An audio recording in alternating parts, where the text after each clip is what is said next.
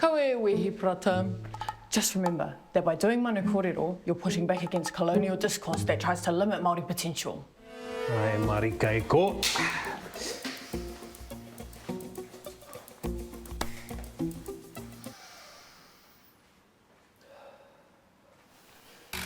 Haka Freak!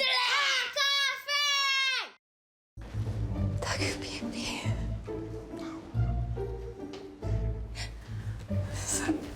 Kia koe, ki te tangi, meme. Gonna Mama be proud of her son? Ko koe arunga, Piwi. Ko koe arunga. Ko koe arunga. Son, Koe arunga. son, you absolutely got this.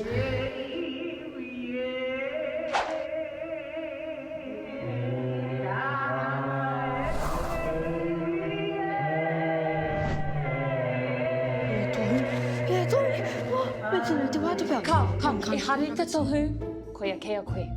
Tahu ahi, son. Tahu ahi. Ngam he, Mum. Yeah, Mum. It's actually tahuna te ahi. Koe nā tāku I ki ai. Okay, Mum. Well, it worked, didn't it? Huh? Nō reira, tēnā koutou, tēnā koutou, tēnā tātou katoa, hei wai! Ngāti Prendergasts! Hou! Morupa! Te iwi e! Hei! E karanga E karanga e te iwi e! Ua e ke maine! Ua e ke maine, ki runga te marae e! I wasn't even that nervous though. Au e te aroha! Au e te aroha te mama I a hau e.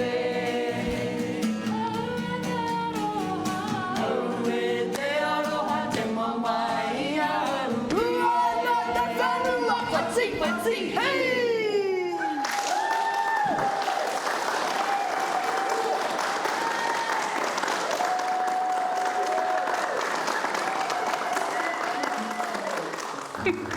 What about that other group up there? Piwi. Yeah, pahua mai. Tahu mai, son, tahu mai. Kia ora e te whānau. Kārere ngā mihi, ki te ringa wera, ki te kaitunu. I puku mahi, ki te tapatapahi ngā hua whenua, ki te kōrorirori, I ngā hupa. Hei whakaki ngā